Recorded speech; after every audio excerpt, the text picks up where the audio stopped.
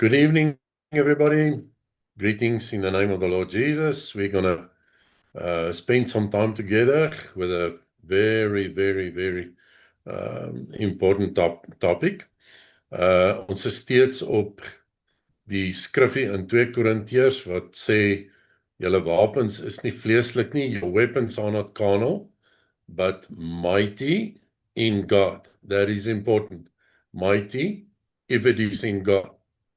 And we're talking about knowing your enemy.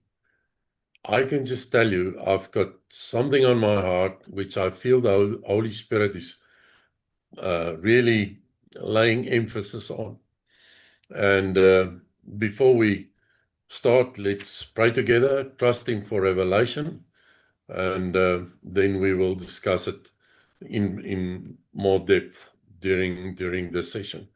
Let's pray. Father, it is in the name of your Son that we can say tonight, in Jesus' name, we believe, we trust, we rely upon you.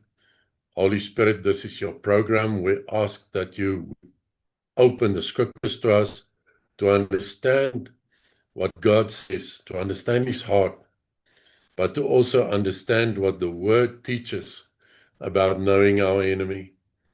But above all, Lord, we pray that we may know you in the power of your resurrection, and that we would be guided and led by the Holy Spirit himself every day, so that at the end of the day, one day when we're there with you, we can say God alone could do it in our lives.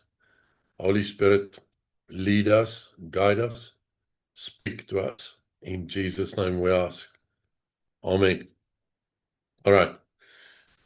I mentioned once before, when I was in the military, it was very important for the army, which was at war at that stage, to teach all military members of war, to know how to use their weapons.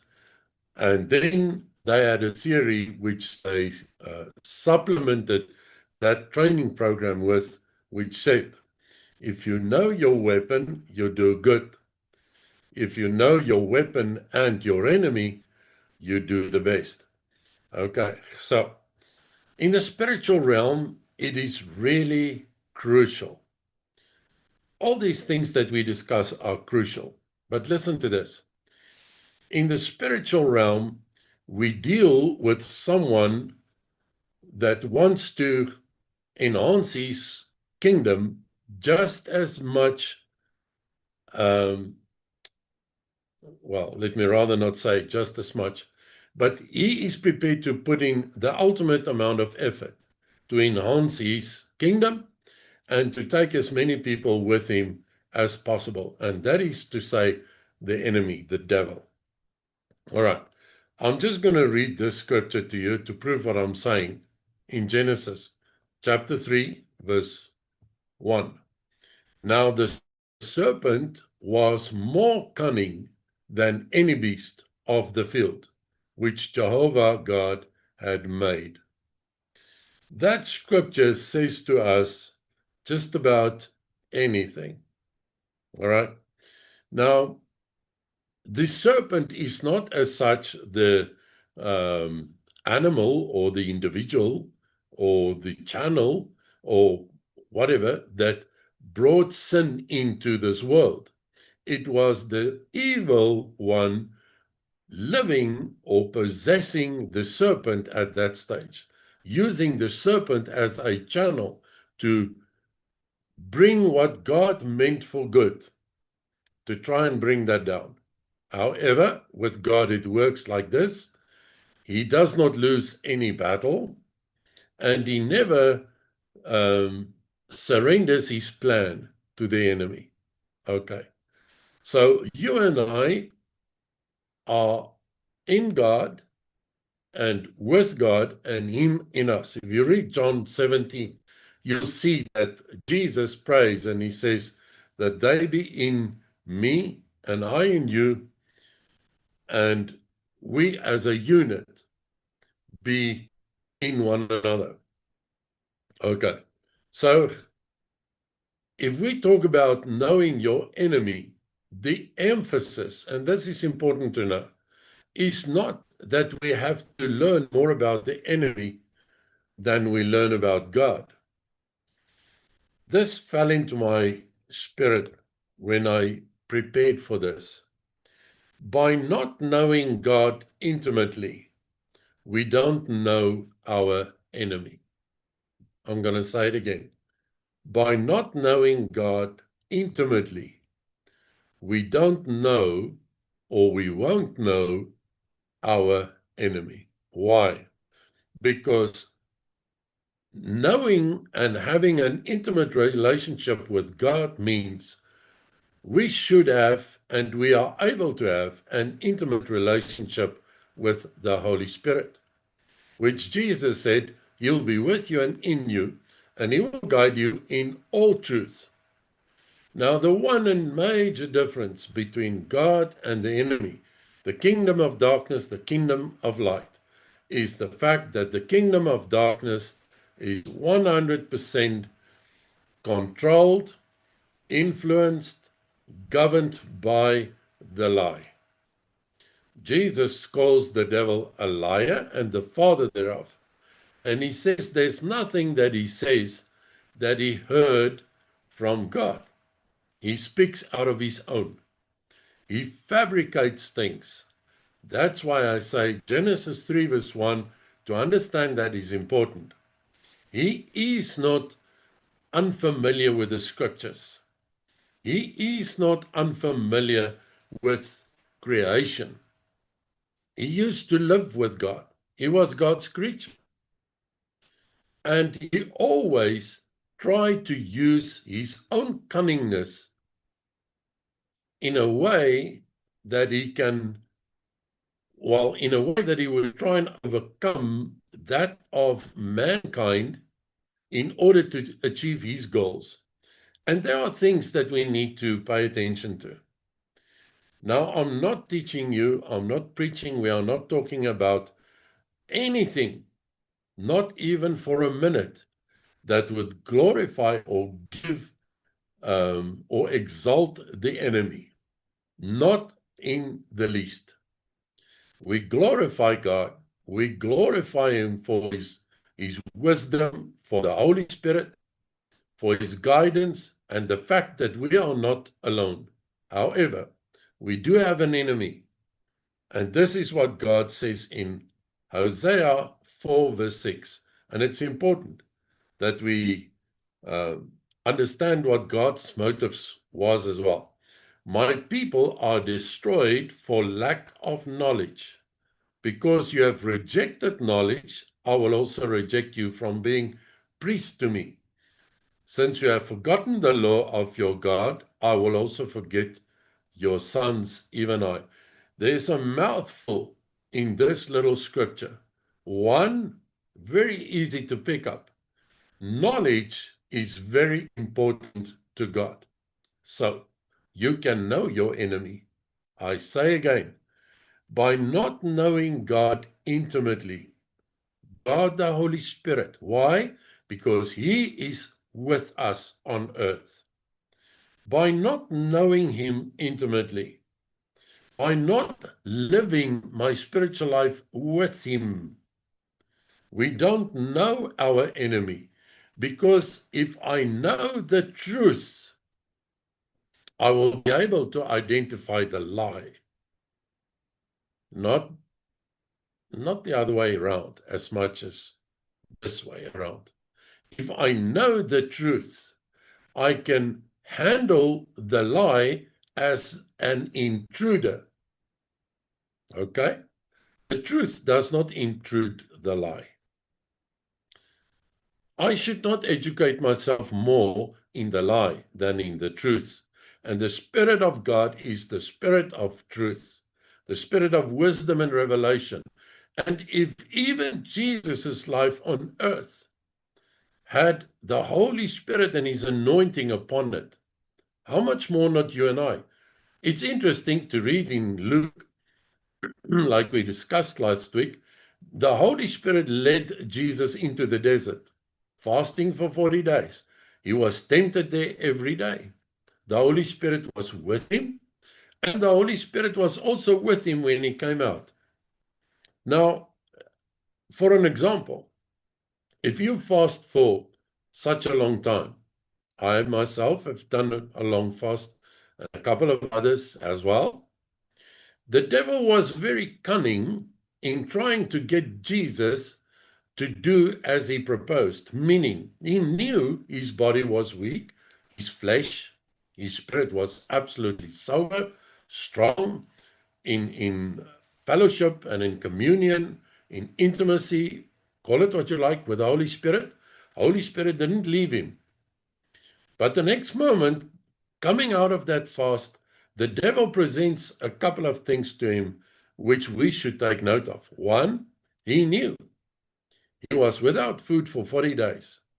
Now, I understand many people experience fasting differently, but Jesus was hungry, the word says. And the devil comes to him and presents to him rocks, stones. And he said to him, the word says that you can change this into bread. Now do so. Why did he do that? Not because Jesus was hungry. The devil was trying to kill him. That is what we are dealing with. A cunning enemy. An enemy that thinks of certain strategies of how to accomplish his will as opposed to God's will in our lives. And that is what we need to pay attention to. And immediately Jesus said to him, thou shalt not live by bread alone, but by every word that comes from the mouth of God. The devil knew if you are without such a heavy substance for 40 days and you all of a sudden eat bread, your flesh is not going to be able to handle it. And any doctor will tell you that you stand a chance of dying. I remember during my long fast, I had a medical doctor in my home cell, and he couldn't believe that I was doing it. And he said to me, do you realize that you will take as many days as you fast to recover to eat what you had on the last day before you started fasting? In other words, if you ended up with steak before you started fasting and you fast for 14 days or 21 days, you must use so many days before, let so many days go past before you eat the same substance again, before you started fasting. So 14 days or 21 days before you eat steak, because your body needs to get used to it. So my point is, the devil came with a trick, trying to see if he can lure Jesus and catch him out. However, the Son of God was filled with the Word, filled with the Holy Spirit, led by the Holy Spirit. And here's the second thing which we can pick up very quickly in this scripture.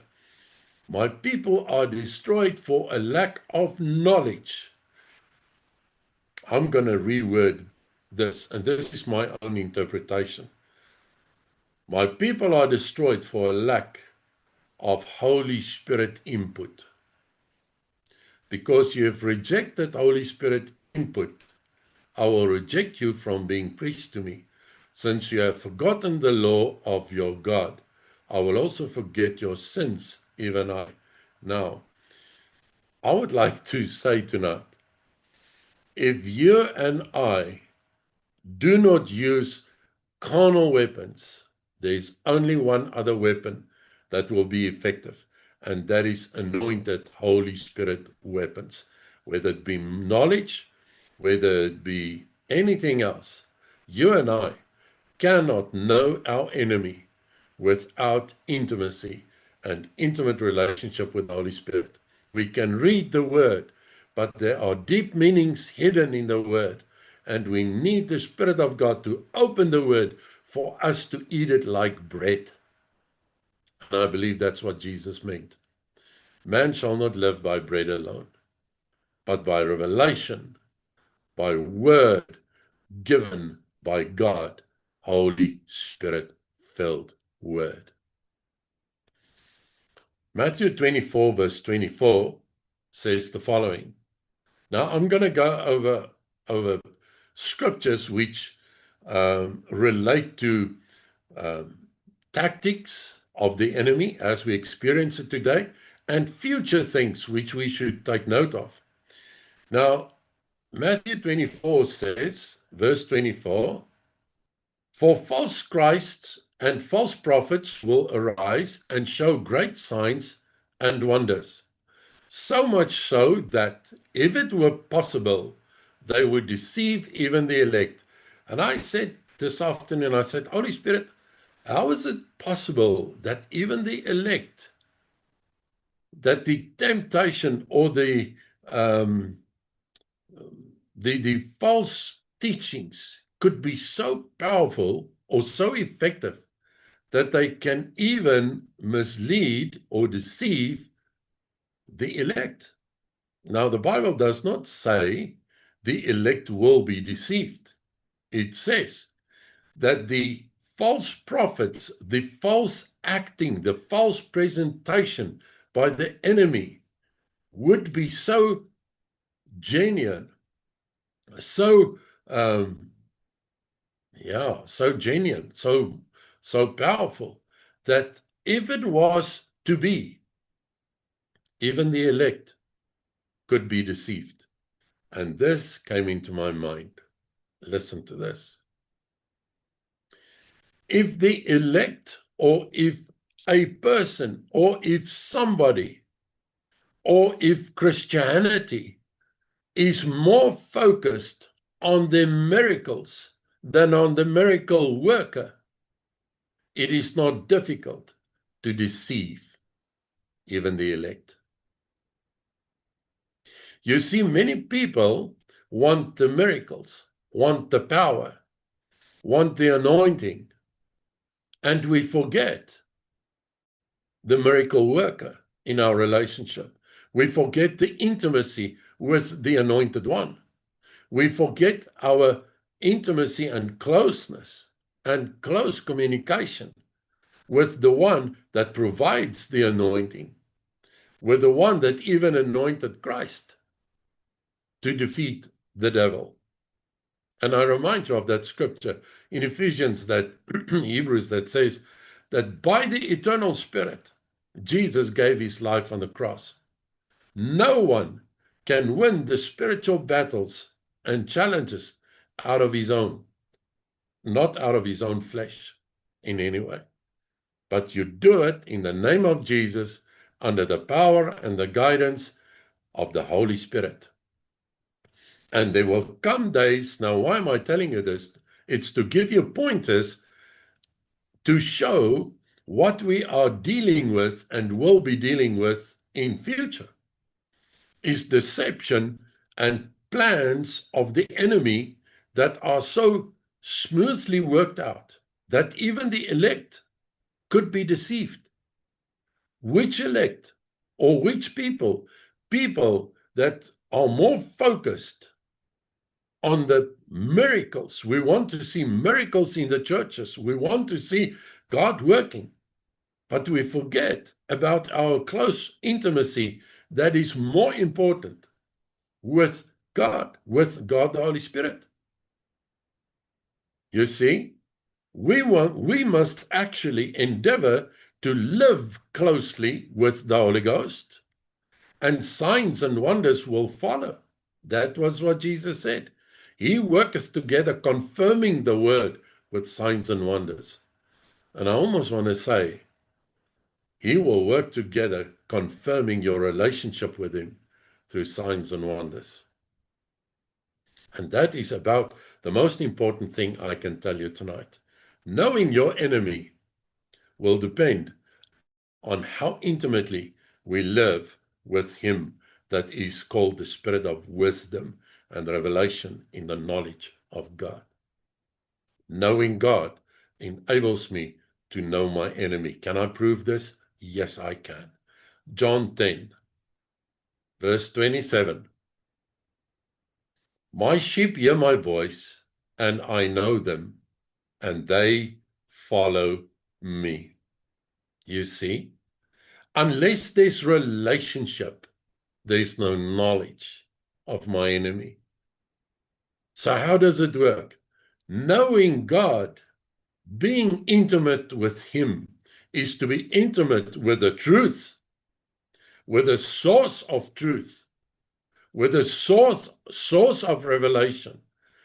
So when the enemy comes with his lie and deception, I can immediately, based on the truth, identify the lie. And that is how you get to know your enemy, is by knowing the truth. Because the Bible says the truth shall set you free. That is the weapon. That is the mighty weapon, which is not carnal. It is godly. It is Holy Spirit inspired. Revelations 12 verse 9. I'm going to rush this, regrettably. There's just too much information for one session. But let's do all the important pointers that I can give you tonight. And the great dragon was cast out, verse 9, the old serpent called the devil, who deceives the whole world. He was cast out into the earth. If you read 1 John 5 verse 18, you'll see that the whole world lies in the sway of the enemy. That's why he can deceive anybody. Who? Anybody who is in the world, not anybody on earth, anybody who is in the world. Who is he talking about? John 10. Jesus prays, and he says, not John 10, John 17, sorry. In verse 14, Jesus prays to the Father, and he says, and the world has hated them because they are not of the world, even as I am not of the world. Verse 15, he prays to the Father and he says, I do not pray for you to take them out of the world, but for you to keep them from the evil. Which evil? The evil world. Sanctify them through the truth. Your word is the truth. What am I saying? The people that are easily deceivable are those that are in the world, in the worldly things, caught up in the things and by the things of the world. Why? Because that is the sphere and the realm of the evil one. That is what he influences and controls. So how do I know my enemy? By not being part of his world, but being part of God's world, God's realm. So that when the enemy comes, it is easy to see the intrusion and the intruder, because he is not of the spiritual realm, meaning God realm. So when a stranger comes in to on godly grounds, if I can call it that, it's easy by the help of the Holy Spirit to identify that intrusion. That's why I say, if we know intimately the Holy Spirit, if we know God intimately, if we walk a road, a path with him every day, it's easy to recognize intruding or intrusions, or when the enemy tries to come in. Why? Because as long as you don't conform to the world, you conform to God, to godly things, to the things of God, and you have the input of the Holy Spirit with you. The Holy Spirit does not associate and live intimately with the sinner, because they are of two different worlds. The Holy Spirit lives intimately and has intimate relationships with God's children, those that follow him intimately. Let's go to 2 Corinthians 2, verse 11.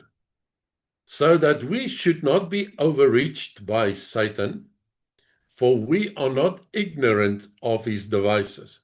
Now, the context of this chapter is about something that happened in the church of Corinth, and Paul was writing about it. There were possible shoulder rubbing there amongst the members, etc., and somebody had to be forgiven. But when Paul says we are not strangers or ignorant to the devices of the enemy, devices in the Greek translation means tools and mechanisms put into place to achieve a certain goal. The devil does use certain mechanisms. He often uses people. He often uses situations between people, amongst people, to try and get what he wants to achieve, be it division, or be it hostility, or be it non-loving relationships. Doesn't matter. Fact of the matter is, if we do not allow it, if we live a holy life in intimate relationship with God through His Holy Spirit, then it's easy to identify the evil things when they arrive, because we are not part of that world, and we abstain from it. We keep ourselves from it. But believe me, days are going to become more difficult. Like Jesus said in Matthew 24, the deception will become so bad that even if it had to, it would be as bad enough to deceive even the elect. And there's one way that you and I can keep ourselves from deception and from the devices of the enemy, and that is to have a greater relationship with the God than with the miracles of the God. Striving towards more intimacy, knowing God. Let it be more about God, the person of the Holy Spirit, than about the miracles that He does. A lot of people run after miracles. I have no problem with miracles at all. But you know what? If you're in an intimate relationship with God, that is like eating bread. That is like nourishment. Miracles will become or will come because God is faithful. And God does miracles to confirm His word and because He answers prayer. But it's more about Him than it is about the miracles. The moment we live the opposite way, then we are actually saying something to God. God is not the miracle. He is the miracle worker. And He is our God, not the miracles. All right. I'm just going to go very briefly to one or two other scriptures like Proverbs 22 and verse 24. By humility and fear of Jehovah are riches and honor and life. Thorns and snares are in the way of the perverse. He who keeps his soul shall be far from them. What the Bible says is that what you associate with is what you actually could become. That is why Jesus said they're not in this world or of this world. We walk this earth, we can't deny that.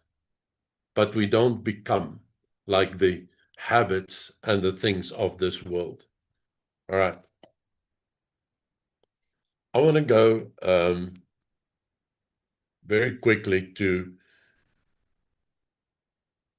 one or two Hebrew and Greek scriptures as we found in Hosea that we read. Just want to go there quickly. 4 verse 6. It says, my people are destroyed due to a lack of knowledge. Now, the Hebrew word for knowledge is the word da'ath, which means experiential knowledge. In other words, knowledge, real knowledge of God that comes through experience, relationship. The Greek word for the same term knowledge is gnosis. Gnosis, which means understanding on a personal level and have personal awareness of God.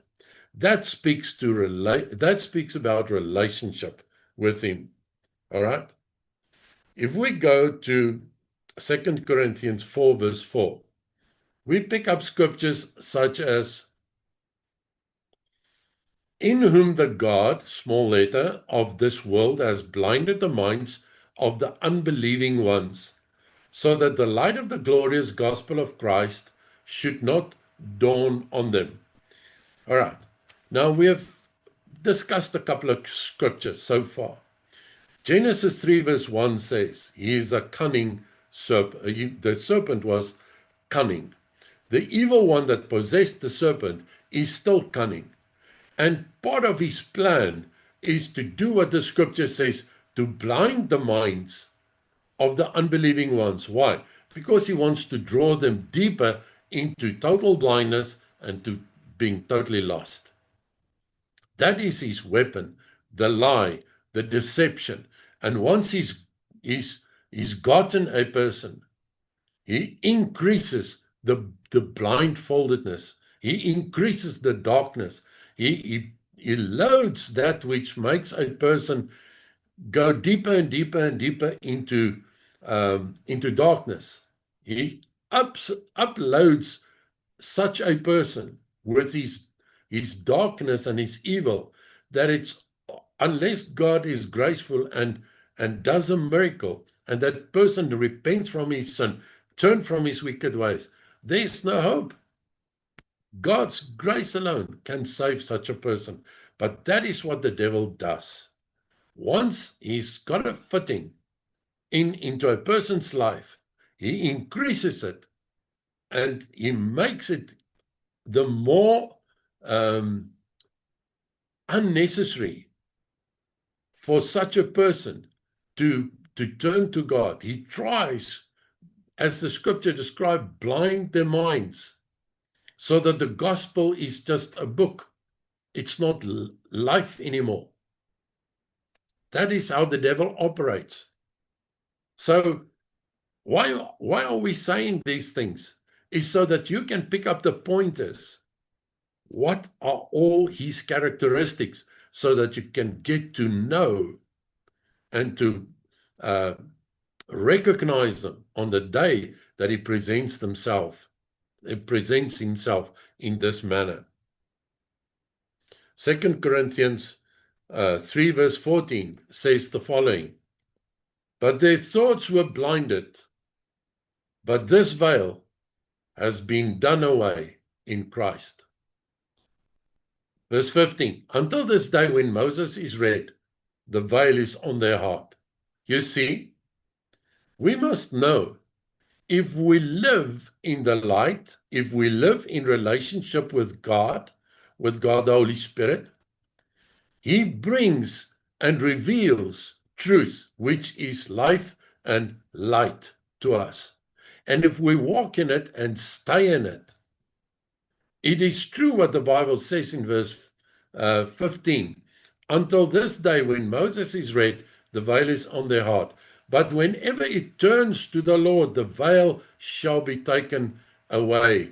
And listen to this. The Lord is the Spirit, capital S. Where the Spirit, capital S, of the Lord is, there is liberty. Liberty could just as well have been replaced by victory or freedom. You and I can only know our enemy by walking in the light, in intimacy with the Holy Ghost. And that will enable us. He will enable us to discern the truth from the untruth and compare the lie with the truth, as in the scripture, as in God's spoken word, whichever way. But because we are of two different realms, light and darkness, the Holy Spirit has got a way of leading you in the light, leading you in revelation, leading you in the knowledge of God, as opposed to the devil trying to put a veil on. As soon as we let him, He puts a veil on so that we become blind for the truth, blind for the gospel. And slowly but surely, he lures such a person deeper and deeper into the darkness until he dumps that person. And only if God intervenes, that person cannot be saved. That is what the scripture says in verse 16 and 17. But in a relationship, verse 17, with the Spirit of God, there will be victory. That is how you know your enemy, is by not being conformed to his style, to his things, so that he is always treated as an intruder. That is the most simple way I can explain it. Stay in the light, so that whatever tries to come in, if it comes in as the truth, it is probably God. If it comes in as an intruder, it is definitely not God. I want to go to Ephesians 4, verse 18, quickly before we close. Ephesians 4:18 says, having the understanding darkened, being alienated from the life of God. See the words, darkened, alienated. In other words, estranged someone from the life of God through the ignorance that is in them because of the blindness of their heart. The best example I can mention is the story of Cain and Abel. The Bible says in the book of Genesis 4, verse 7, if you do well, shall you not be accepted? If you do not do well, sin crouches at the door, and its desire is for you, and you shall rule over it. What is it saying? All day, every day, the devil lies and watches God's children. I'm not saying this that you should fear. I'm saying this is your enemy. This is my enemy. And we got to know, as long as we stay outside of his reach, when he does come to intrude, it's easy to resist him, because it's easier to identify an intruder than it is to be lukewarm. And I'm sort of used to the intruder, because I've shared a couple of thoughts, a couple of actions, a couple of deeds with him before. That's how he works. He lets the jealousy build up in Cain, so that one day Cain can go over to the action, to the real thing. You see, God said to Cain, you must know, sin lies in wait and is watching you. No, this is how he operates. The devil, the serpent, came and he watched Adam and Eve, and he said, okay, if this is the blessing God has given you, I want to steal it from you. So I'm going to start a discussion, start asking some questions, bringing some doubts in your hearts and in your minds. The moment that happens, the moment something comes which is conflicting with the truth of God, I should realize it. And I should pick it up and say, it is written, like Jesus did when the devil presented the stones that he was supposed to turn into bread. That is how we must be aware of the fact that who we're dealing with is in the world. Stay out of the world. Stay in the light, so that when the enemy comes with his cunningness, he looks like a stranger. And the Spirit of God with you, in close relationship with you, will lead you in all truth. That is what Jesus promised. He will teach you of all things, or remind you of all things that I taught you. It's easier to deal with the enemy from the world of the light, from God's world, than to be 1 foot in God's world and 1 foot in darkness and try and wangle my way around in that way. That doesn't work. God doesn't identify with that. We are going to resist the Holy Spirit if we lead a double life anyway.